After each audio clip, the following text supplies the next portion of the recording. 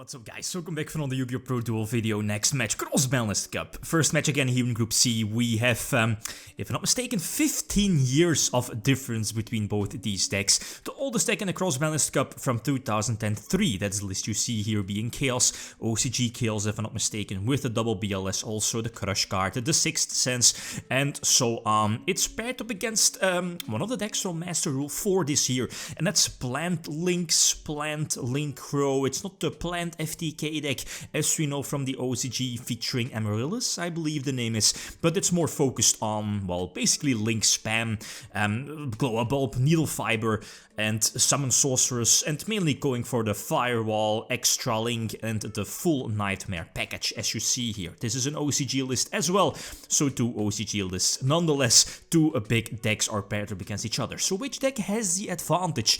A good one. I mean, if you look at the votes from the people from the previous video, we see that about 70% of the people see Plant Links winning over Chaos. I get why it's the more recent deck, even though, you know, from history, from the previous matches, right, featuring older decks, Chaos, mainly Chaos, from like 2004, 2003, is that the deck is basically banlist style deck and has a lot of powerful cards to its, or at least at its disposal, so it's not really the deck you should count out too quickly. Anyway, so game number 1, Chaos goes first, and opening Graceful Charity, and of course Thunder Dragon. Also, that's cool, Thunder Dragon, an instant light also. I believe I was able to use Confiscation here in this situation, getting free information about my opponent's hand. And normally the monsters fusion summoned off of Magical Scientist go to the graveyard during the end phase, but that's where, you know, the combo with Metamorphosis comes into play, getting out Dark Baltar. And because I had information about my opponent's hand, I knew, you know, like Dark Baltar can negate normal spells at the cost of 1000 life points, and that's not once per turn, so you can here negate 1/1 and the Monster Reborn. So that's why not really sure which card I sent back. I believe it was a very crucial card, but I knew the red reboot would have Maxi, right? Because again, there were like a couple of draws off of the Magical Scientist special summon and of course the Metamorphosis, but you know, the red reboot obviously was more dangerous, but then again, I knew I was like, I'm probably going to lose either way. Either I'm not sending back the Maxi and my opponent will get 3 draws in total, including the draw phase, drawing into an out for the potential Ring of Destruction. And an out, yeah, with an out I mean the opponent having like any 2-card combination that gets Needle Fiber, since that's the main goal of the Plant Link deck, get Needle Fiber out and win. Needle Fiber into Summon Sorceress, fill up the graveyard, you know, the tokens, and Firewall, Extra Link. That's all thanks to one Needle Fiber play. So if there's a play I need to stop, it's Needle Fiber, but again the Torrential Tribute kinda waited here because of the Summon Sorceress, and just basically let the Plant deck go through its resources. So yeah, anyway, I think there was nothing I could do in game number 1 with the red reboot as well.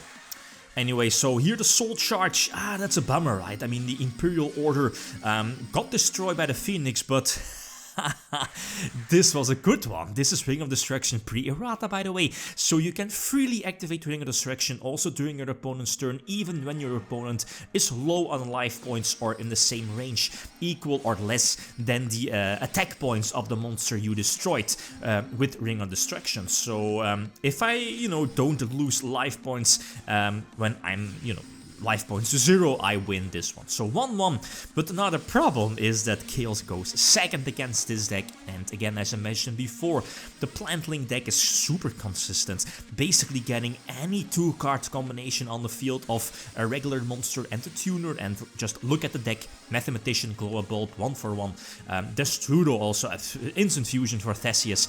It has so many possible 2-card combinations to get Needle Fiber on board, and as soon as it has access to a Needle Fiber play, it can pump out an Extra Link, and then, you know, depending on maybe an extender or whatever, or leaving Firewall Dragon used or not, or unused on the field, to use it during your opponent's turn. You can end with this field. Extra Link is not that crucial against a deck like Chaos, but the Pancrotop is quite cool.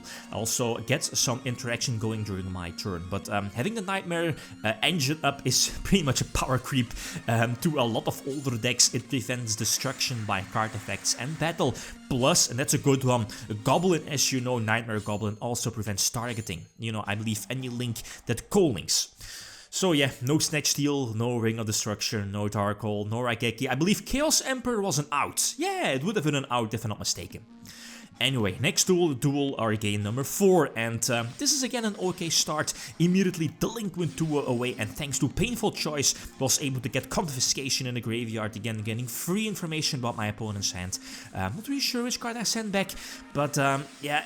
The fact that I think I have an interruption being the Ring of Destruction. Yeah, okay, Ring of Destruction could be very crucial to prevent the Needle Fiber from going off. But the problem is that I believe there is always an option to get at least 2 tuners on the field, either with Destrudo in the graveyard also. So I just opted to keep the Ring of Destruction on the Summon Sorceress, but yeah, then it's just too late as well, because again, this is Plant Links having access to Nightmare Goblin, this card getting an extra draw because of the co-link, getting an extra normal summon, Mathematician as a sweet extender, and being so low on life points. It just gives, no, like the plant deck, the opportunity to go for the Boral Sword OTK, or you know, like a big Boral Sword double attack, that's basically OTK from there. Bit unfortunate, but that's how it is. The Chaos deck can't really do much against huge established boards, especially if they are paired up with the Nightmare co-link shenanigans. And yeah, OTKs, a card like Wabuku could help, but yeah, not in this case, right? One extra duel to prevent spoilers, going first and finally getting a huge Mirage of Nightmare off. This is a cool interaction during the old school days, you know, this is pre-errata Imperial Order. During, I believe, your own standby phase, you can send it to the, at least you're not forced to pay. And that's the difference between now and the current errata Imperial Order.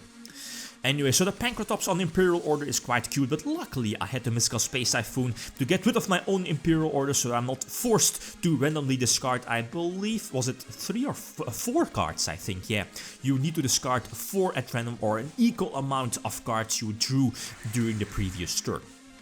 Anyway, so Snatch Steal is cool, Raigeki is cool, but yeah, the Needle Fiber play again comes in full option, but I think, yeah, indeed, I have Scapegoat set, so I should be relatively safe. The Phoenix has already been activated, so that's all cool. This is game, right? If it wasn't for Scapegoat, no Mirror Force also, but Goats prevent the necessary damage, so I'm still very much alive in the duel.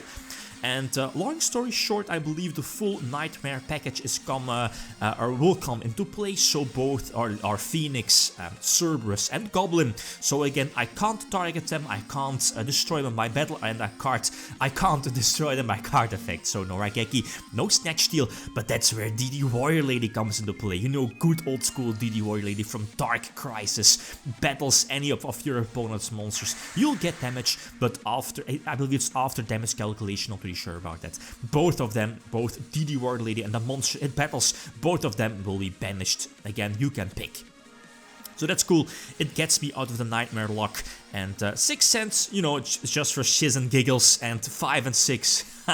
Call 5 or roll the dice, right? 5, so get free, like plus, well, 5 I guess in the long run, but 6 free draws. And this again is more than enough cards to eventually attack for a game. So the extra duel didn't really matter too much. It was a good one, like a better one compared to the regular matches, but it's fine though. So the next matchup we have, well, like again, an older deck paired up against like one of the more recent decks, and that's first of all we see Salamangreats. This is Salamangreats from 2019, the European Championship list, winning list from the European Championship, featuring, yeah, well, I mean, Triple Gazelle, Triple Circle, basic, well, almost, well, yeah, almost Salamangreats at full force, right? It's going to take on a very old school deck, Teledat, well, Zombie Teledat, that is again from the OTG, featuring Royal Oppression in the side deck, Skill Drain also in the side deck, so those might be cards that instantly go in when we are going into, you know, like post game number 1, basically. So a very strong list, Kin Tele Undead, Zombie Teledat from the OCG.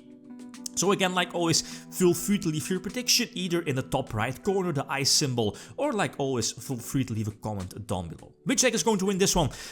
Guys, thanks for watching. As always, feel free to leave a comment or a like if you enjoyed the video. Lithium signing out. Peace.